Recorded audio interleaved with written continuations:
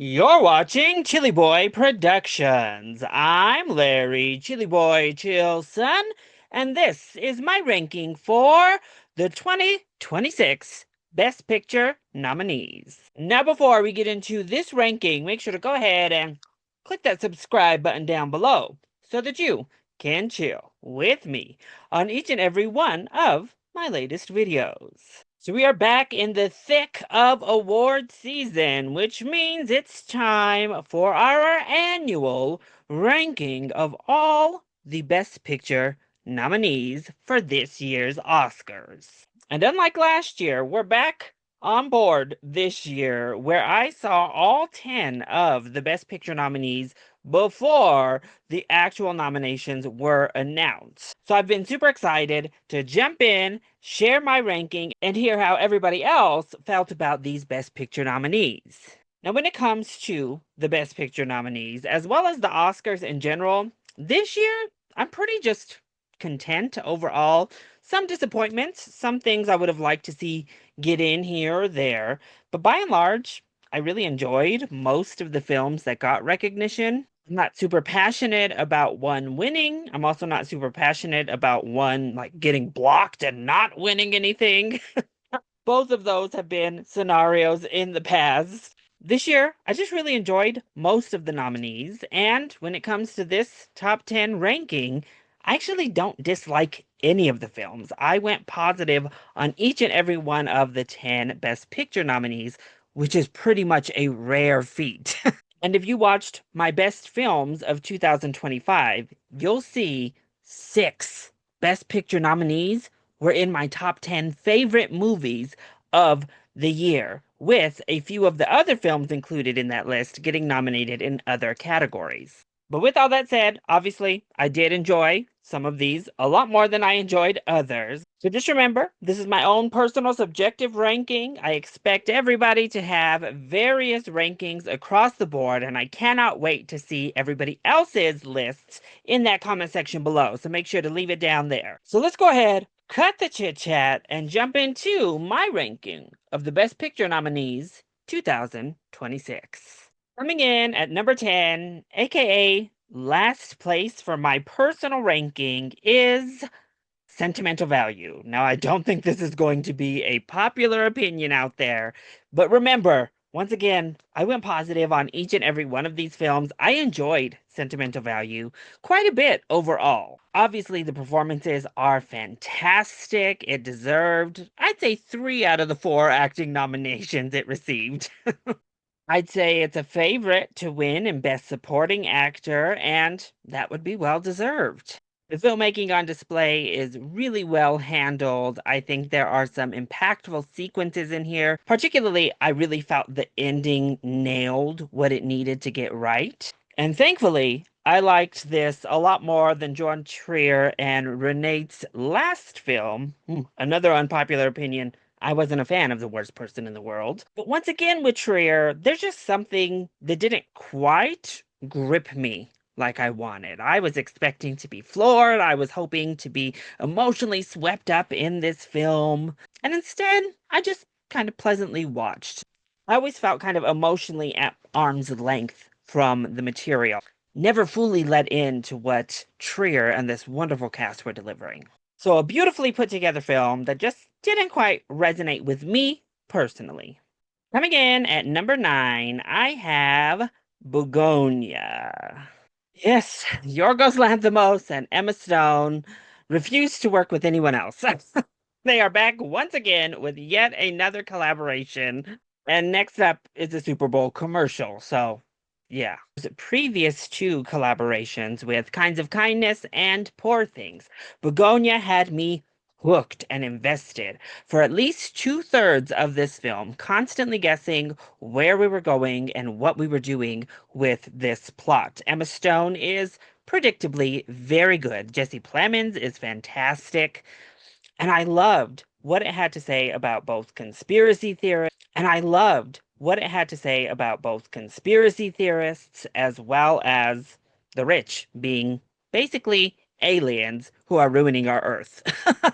Unfortunately, I really think Yorgos gets in his own way in that final act. It undermines a lot of the more interesting ideas that are put out in those first two acts. And I think going the usual weird Yorgos route, wasn't the right move in that final act. And that's what really kept me from loving Begonia, because the first two acts, I was like, all right, we're back to the favorite levels of Yorgos for me. But a strong outing that's at least a big step in the right direction for Lanthimos and Stone as a pair, though, admittedly, I'm ready for this to be maybe the last feature-length film they do together for some time, please. At number 8, I have F1. So Joseph Kosinski is back again with the dad choice of the Best Picture nominees. This time we are staying on the ground, hitting the racetrack, all to do with Formula One racing. And yeah, this is the feel-good, good movie of this year's bunch of nominees. This is the kind of blockbustery flick that they decided to go with this year, and it was also the biggest shock for me when they read out those nominees. On every technical aspect, this thing is a marvel. The editing is fantastic, the stunt work is amazing, the racing scenes are exhilarating, the sound design is so good. And most of our performances are also very strong. This is the crowd pleaser through and through, and I had a very good time watching it for the most part. My two big issues, that romance. Oh, whew, that romance really gets in the way and does nothing for the story. Shoehorned is an understatement. And then the weird gamesmanship type of plotline that the Formula One racing is kind of reduced to. Eh, didn't love that kind of representation of the F1 racing culture. But as a crowd pleaser, it did exactly what it needed to do. I just don't know if I think it's Best Picture worthy. Coming in at number 7, I have The Secret Agent. A wonderful, intriguing look at the politics of Brazil. Fantastic performance by the ever dashing Wagner Moura. I was fully engrossed in this film, in the story. I was fully engrossed in this film, in the story that was playing out. The performances from top to bottom are fantastic. The cinematography is beautiful. And once again, you are constantly weaving through this fascinating look at a horrifying truth of Brazil's past. I do think it's a little bit overly long. It's a bit bloated by and large. But I'm so happy to see the secret agent get its due. But I'm so happy to see the secret agent get its due, and I'm particularly happy to see Wagner Moura get his respect. Coming in at number 6, I have Train Dreams. So from here on out, all of these films were in my top 10 favorite films of 2025. And Train Dreams is the most shocking inclusion in that top 10 of the year, because heading into my viewing, I was very nervous. I did not know what to expect. All the chit chat I was hearing sounded like film Twitter overhyping something I couldn't get on board with. And I was so happy to be completely wrong, because I loved Train Dreams, some of the most gorgeous cinematography of 2025. This film literally makes trees, the forest, nature, its own character within the film. Joel Edgerton gives a career best performance here, and it delivers that type of somber, understated, bittersweet feeling and atmosphere that I absolutely adore. A lovely slice of life film that moved me so much more than I could have anticipated. Kicking off our top 5, at number 5, I have Marty Supreme. Marty Supreme, Marty Supreme. That's right, baby. Now, we put this ranking together before some of this stuff with the director came to light. For the purposes of this ranking, I will be separating that man from the film itself. And come Oscar night, I am hoping he is not even at the ceremony. Terrible. And also, Timothy Chalamet, I've been a fan of yours. And also, Timothy Chalamet, I've been a fan of yours for quite some time. Mm, we're gonna need you to sort out your priorities a little bit and start standing for something.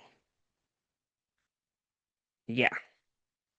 Now that that's all out of the way, let's talk about the film itself. And, well, after finding all this out, unfortunately, I happen to really enjoy the film Marty Supreme. I love a film about a complicated person who does a lot of shitty things to a lot of people, but is not let off the hook for doing those shitty things to people. Not at all. And it shows a very realistic kind of portrayal of somebody in this tunnel vision pursuit of their own dream, not taking anything else into account. The editing is fantastic. The acting from top to bottom is amazing. I do think there's maybe too many sub storylines in this one as well. We didn't need all of these problems to happen throughout the film to get the point across. But by and large, one of the most entertaining, energetic, and fully engrossing watches I had in 2025. Now I have to say, Paul Thomas Anderson and I have an up and down relationship. I absolutely adore many. Now I have to say, Paul Thomas Anderson and I have an up and down relationship. I absolutely adore many of his films. I think a lot of his other films are quite overrated. At least for me, personally. So heading in to one battle after another, much like with Train Dreams, I went in very cautiously, thinking, ooh, Film Twitter is blowing this one up. Can it possibly live to that hype? And the answer was a resounding yes, it can, because I loved one battle after another. We have a film in 2025 kicking off at the border, taking on the Border Patrol. I knew we were in for a good one. Now, I'm not here to speak about some of the other racial tones of this film and maybe the writing of some of our Black characters here. Please go read and listen to Black critics' perspectives on that front. But as a film at large, I thought this was stellar. I love that we're taking on the immigration issue for a good part of this. I love that we're exploring revolutions, if you will, and protest in all of its forms. The direction in this thing is outstanding. The cinematography is absolutely gorgeous. The acting across the board is amazing. The original score is great. And this one is almost 3 hours long. It flew by like that.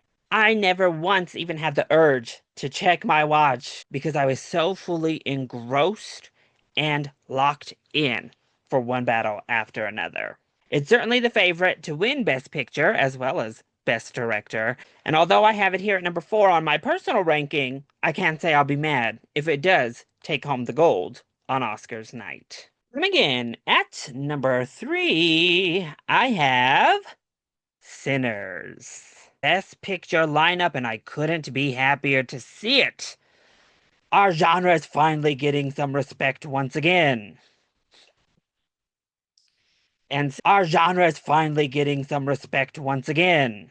And Sinners was definitely the movie to make it happen because this thing is a juggernaut. Even if it weren't a horror film, if it were a straight up period piece drama, Ryan Coogler delivers the goods. The entire first act of this film that serves as the setup that people are like, oh, we get no vampires, yada yada, blah blah.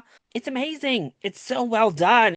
And it sets up these characters, it sets up the stake, it sets up this setting so beautifully. So when we do get into the vampires of it all, it hits that much harder. The allegories and correlations when it comes to Native people and their interactions with white folks in this film, as well as the specific immigrants that serve as the white vampires of this film. Their correlation and cinematography is stunning. The original score is top tier, is so well handled.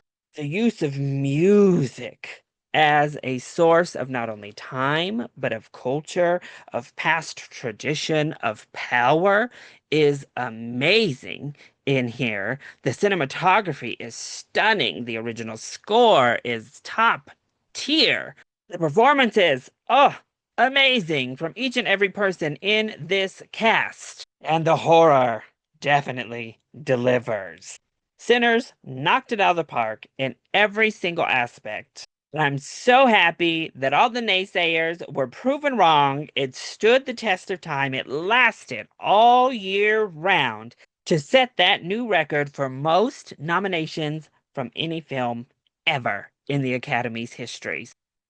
So bite down on that. So coming in at my runner-up position, number 2, I have Hamnet. That's right. The film some of y'all are trying to bill as the villain of Oscar season 2026. No, ma'am. I loved it. You could never make me turn my back on Miss Chloe Zhao and Hamnet because I adored this film. Jessie Buckley turns in a tour de force performance here. Paul Mescal is also so captivating throughout the entire film. And then we have Jacoby Jupe, who, in my opinion, was snubbed of a supporting actor nomination. He's fantastic, delivering the best child performance I have seen in literal years. The cinematography, much like in Train Dreams, is just so picturesque, beautiful, luscious, and it also tells its own story through the lightings, through the framing. The cinematography is amazing. The original score is also, amazing. You all can get mad at that final scene song selection all you want.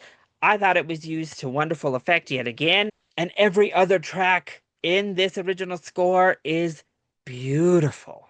The story is heartfelt, it's moving. It's a wonderful adaptation of this book, and you can feel the love and life that this entire team put into making this. I was completely moved, I was completely swept up, and fully entranced by Hamnet. And it was my second favorite film of 2025, thus, my second favorite of the Best Picture nominees, because my favorite film of the year so happened to sneak in to the Best Picture race. So if you've watched my best films of 2025, well, you already know what's coming. So coming in at number 1, my favorite of the 2026 Best Picture nominees is Frankenstein. Guillermo del Toro has done it again.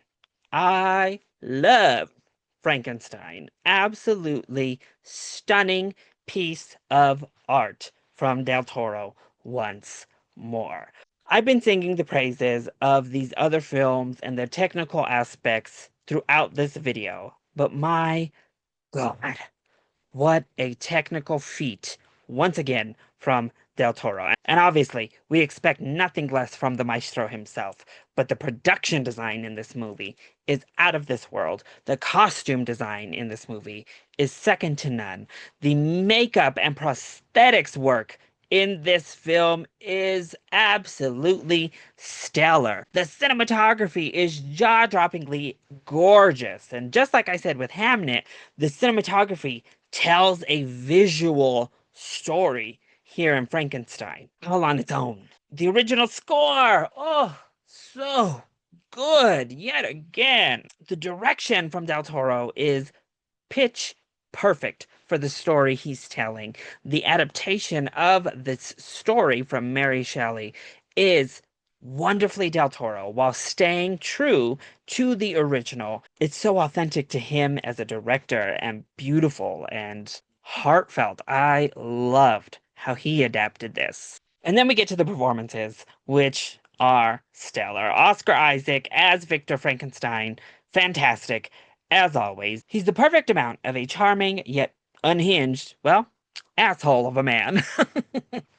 And it works perfectly. But yes, it is Jacob Elordi, that steals the show in a career-defining performance as Frankenstein's monster. He's under these prosthetics. He's hidden away for so much of this film, and yet he moves you as an audience member. It's such a transformative performance that completely affected me watching in the audience. What can I say? This type of gothic horror film that empathizes with the monster, that shines the light on the darkness and folly of human, well, that's tailor-made for me. And when you execute it to this perfect degree, yeah, Frankenstein was destined to be my pick for the best of the 2026 Best Picture nominees. So that was my ranking for the 10 films nominated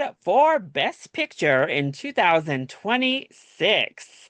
What did you think of my ranking? And more importantly, I want you to share your own ranking of these films, either in that comment section down below, or you can hit me up over on Twitter or Blue Sky. And if you had fun and enjoyed this video and are looking forward to more Oscar-related content, make sure you hit that subscribe button down below so that you can chill with me on each and every one of my latest videos. I love you all so much for your continued support. Mwah!